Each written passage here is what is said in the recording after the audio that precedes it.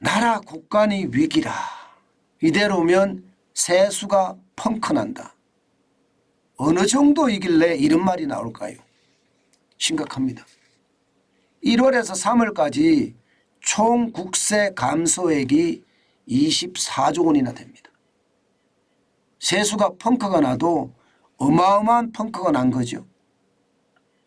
저는 이것을 보면서요, 윤석열 정부가 경제개혁을 얼마나 더디게 하는지 보여주는 확실한 지표라고 생각해요. 여러분도 알다시피 세금을 감면을 해주잖아요. 지금 뭐 법인세도 감면을 해주고요. 또 부동산 폭탄에 부동산세도 감면을 해줬습니다. 그러면 그에 따르는 경기 활성화, 쉽게 말하면 규제 해제를 빨리빨리 해줘야 됩니다. 그래야지 경기가 살아날 수 있거든요. 경기가 살아나서 말입니다. 기업들의 매출이 더 늘어나게 만들어야 돼요. 그러면 법인세를 깎아준 만큼 기업들의 매출이 늘어나면 세수가 그만큼 더 들어오는 겁니다. 그런데 세금은 낮춰줬는데 규제 해제는 안 되고 그대로예요. 그러면 어떻게 될까요? 경기는 더 꼬꾸라지겠죠. 경기가 더 꼬꾸라지면 기업들의 매출은요 더 떨어집니다. 가계의 소득은요 더 떨어집니다. 그러면 가계는 소비의 주체인데 소비를 덜 하게 되죠. 그러면 각종 세금이 다 줄 수밖에 없습니다. 당장 말입니다. 기업의 매출이 떨어지면 법인세가 줄어들죠. 이게 가장 큰 항목이거든요. 여기에다가 소득이 줄어들면 소득세가 줄어들죠. 소득세가 1번으로 가장 큰 항목입니다. 여기에다가 소비가 줄면 부가가치세가 떨어집니다. 그러면 세금이 왕창 떨어질 수밖에 없는 게 현실이 되는 거예요. 실제입니다. 실제. 여러분 소득세가 제일 많이 주로 떨어졌죠. 7.1%가 떨어졌고요. 법인세도 6.8%가 떨어졌습니다. 부가세도 5.6%가 떨어졌어요. 이게 말입니다. 결국 안 떨어진 세금이 없다고 이야기하는데요.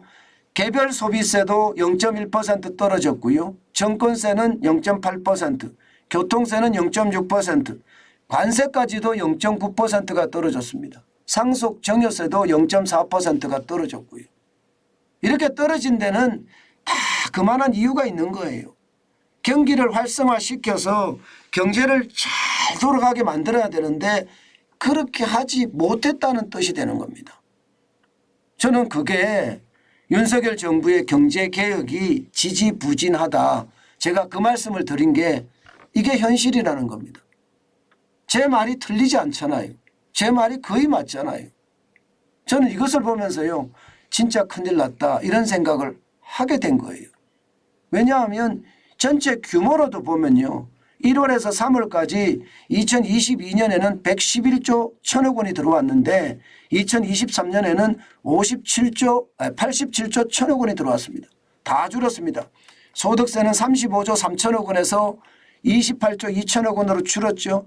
부가세는 22조 1천억 원에서 16조 5천억 원으로 줄였죠. 법인세는 31조 1천억 원에서 24조 3천억으로 줄었습니다. 안 줄은 게 없습니다. 이렇게 되면 여러분 세수가 펑크가 날 거 아니에요. 세수가 펑크가 나면 어떻게 됩니까 여러분. 세수가 펑크가 나면 결국 말입니다. 돈 푸는 걸 줄여야 돼요. 돈 푸는 걸 줄여야 돼요. 그렇지 않으면 적자국채를 발행해야 됩니다. 적자국채를. 둘 중에 하나예요.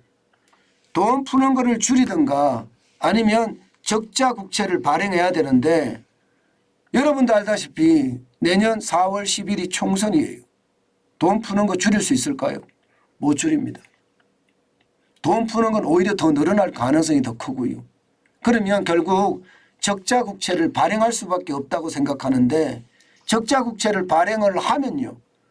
안 그래도 말입니다. 어려운 상황. 이게 굉장히 많은 적자 국채를 발행을 해야 된다는 겁니다. 여러분 보시다시피 월별로 보면요. 1월에 국세가 13.6%가 줄었거든요. 2월에는 44.1%가 줄었습니다. 3월에는 20.1%가 줄었습니다. 그러면 이렇게 줄은 만큼 말입니다. 국채를 발행하게 되면 적자 국채를 발행하게 되면 2023년에 국가 채무가 1134조 4천억 원이 된다. 이렇게 예상을 지금 하고 있는데 이거보다 훨씬 커질 가능성 크죠. 훨씬 커질 가능성 큽니다. 그렇게 되면 나라 부채가 이게 나라 경제를 발목 잡는 그런 결과를 초래할 겁니다. 제가 여러분들에게 계속 말씀드리지만 속도의 문제입니다. 속도가 빨라져야 되고요. 특히 기업들이 수출을 잘할 수 있게 굉장히 독려를 해야 됩니다. 그리고 대통령은요. 전 세계를 세일즈하면서 나서야 됩니다. 그렇지 않는 한 여러분 지금처럼 최악의 어떤 상황을 맞을 수도 있습니다. 최악이라는 게 세수 펑크거든요. 기획재정부도 이거 걱정 엄청 하기 시작했습니다. 세수 펑크가 나면 결국 말입니다. 이게 정부의 어떤 위험만 나라 국감만 거들나는 것이 아니라 이게 시장의 위험까지도 충분히 가져올 수 있거든요. 그 바람에 모두가 걱정하는 그런 상황이 점점 돼가고 있습니다. 저는 경제가 더 활성화될 수 있게끔 윤석열 정부의 강력한 조치 저는 필요하다고 생각을 해요. 특히 말입니다. 지금처럼 말입니다. 임금이 많이 올라가고 규제가 많으면 기업은 활성화되기가 굉장히 어렵습니다.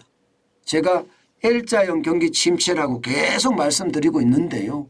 이 상황이 결국 시장 전체에 영향을 저는 미칠 거라고 보는 겁니다.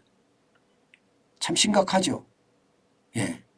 그 어느 때보다 윤석열 정부의 어떤 제가 이런 표현 쓰겠습니다.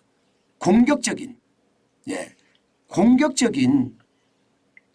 경제 개혁이 뒤따라야 된다. 이렇게 이야기하고 싶습니다.